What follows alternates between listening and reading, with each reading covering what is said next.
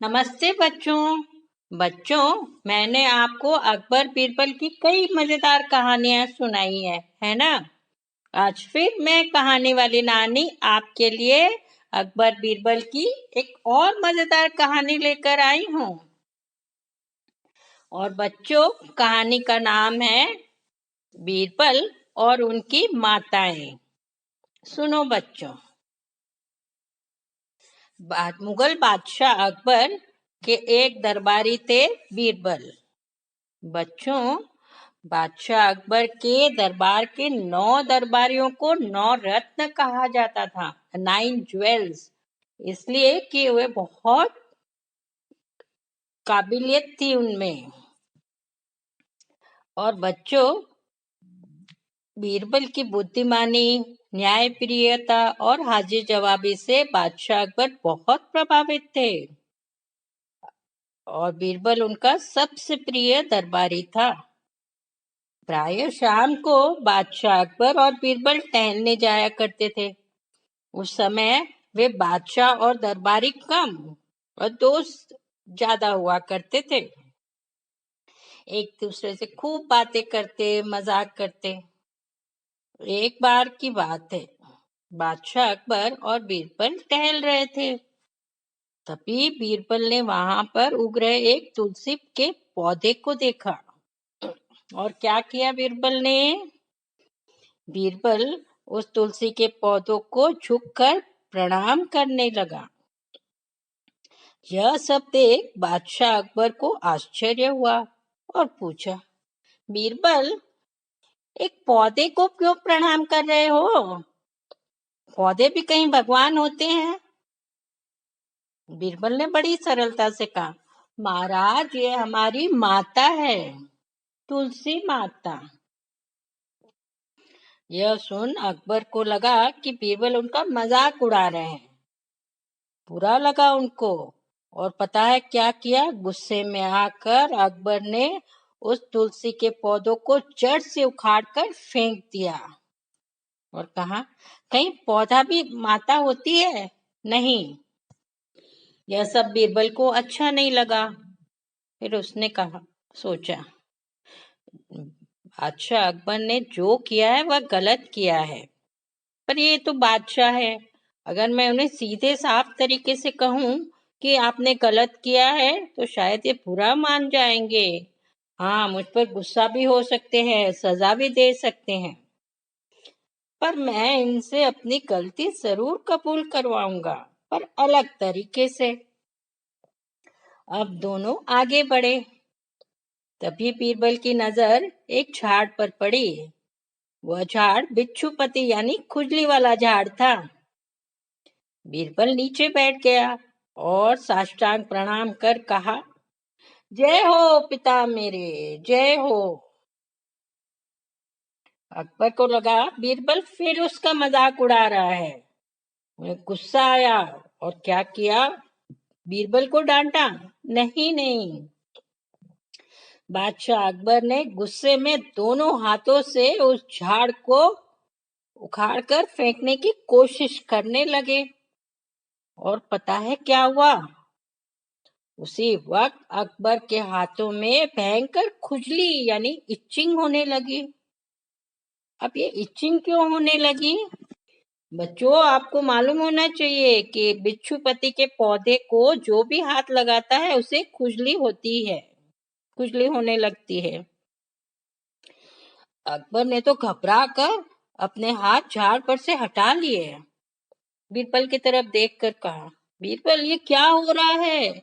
और जोर जोर से हाथ खुजाने लगे। मेरे हाथों में बहुत जोर खुजली हो रही है, क्या करूं? बीरबल ने बड़े मासूम सा जवाब दिया, महाराज, ये मेरे पिता है। आपने मेरी माँ को मारा यानी तुलसी माता के पौधे को उखाड़ कर फेंक दिया, इसलिए ये गुस्सा होकर आपको दंड दे रहे हैं। खुजली के मारे अकबर तो परेशान हो गया। अब वह अपने शरीर पर जहां भी हाथ लगाता वहीं खुजली होने लगती। अकबर ने बीरबल से कहा, बीरबल, कुछ करो, इस खुजली से मुझे छुटकारा दिलवाओ। ओह, जल्दी कुछ करो, उपाय करो, कोई ना कोई उपाय करो ही। अब बीरबल ने देखा कि बादशाह अकबर खुजलाते खुजलाते परेशान हो गए। उसने कहा, धीरज रखिए महाराज, इस खुजली से छुटकारा पाने का एक उपाय है मेरे पास। अच्छा, बताओ बताओ, जल्दी बताओ। बीरबल, तुम जो भी बोलोगे मैं वह करूंगा, बस इस खुजली से छुटकारा दिला दो। बीरबल बोले, महाराज उपाय तो है, पर आप शायद नहीं मानेंगे। अब अच्छा, अकबर ने कहा, क्यों नहीं मानूंगा, तुम बताओ तो सही। बीरबल ने कहा, महाराज उपाय तो यह है ही कि आप हमारी एक माँ है, उससे विनती आग्रह करेंगे तो वह दवाई दे देंगे और आपको इस खुजली से छुटकारा मिल जाएगा। अकबर खुजली से हैरान परेशान इतना ही बोल पाया, चलो जल्दी चलो उस माँ के पास। थोड़ी दूर पर एक गाय खड़ी थी। बीरबल और अकबर उसके पास आए और बीरबल ने कहा, महाराज ये हमारी माता है, गौ माता, इनसे विनती करिए कि दवाई दे देंगे। अब अकबर के पास और कोई चारा नहीं था। अकबर ने हाथ जोड़कर कहा, हे माता, मैं खुजली से परेशान हूँ, मुझे दवाई दे दीजिए ना। अब क्या गाय ने दवाई दी? बच्चों, गाय तो दूध के अलावा और क्या देती है? हाँ, गोबर। अब उस गोबर से अकबर के पूरे शरीर पर लेप किया गया।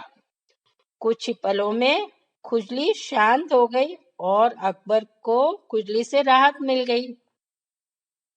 बीरबल ने कहा, चलिए महाराज, अब आपकी खुजली खत्म हो गई है, तो हम लोग अभी वापस महल में चलते हैं।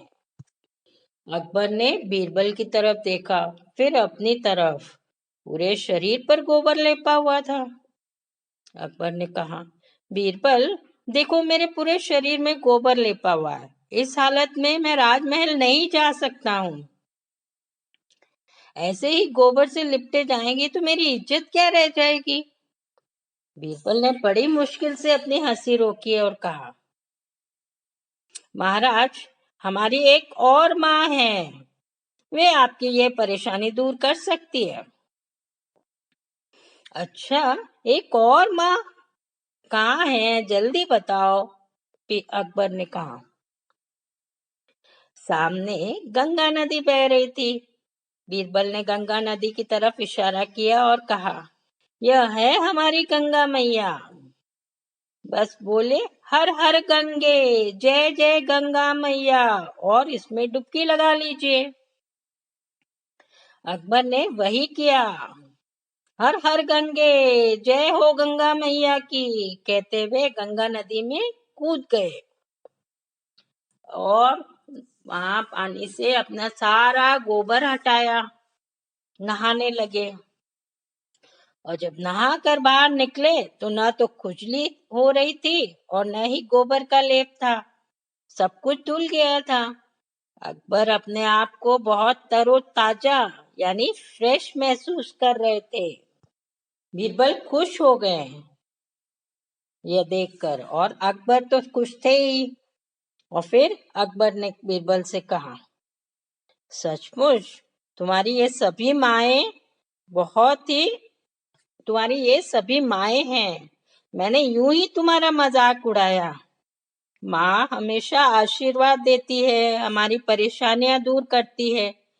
बीरबल, मुझसे गलती हो गई, और तुलसी माता, गौ माता, गंगा मैया हमारे लिए लाभकारी है, हमें उनका आदर करना चाहिए, मुझे माफ कर दो।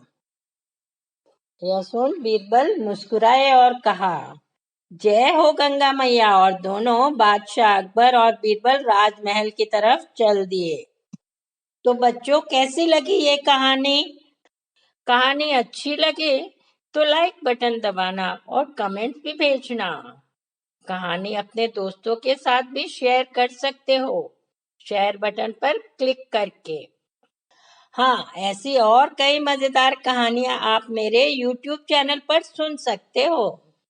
सब्सक्राइब करना और बेल बटन ज़रूर दबाना ताकि आप मेरी कोई भी कहानी मिस ना करो। और अगले हफ्ते फिर मिलूंगी एक नई कहानी के साथ। तब तक गुड बाय, टेक केयर।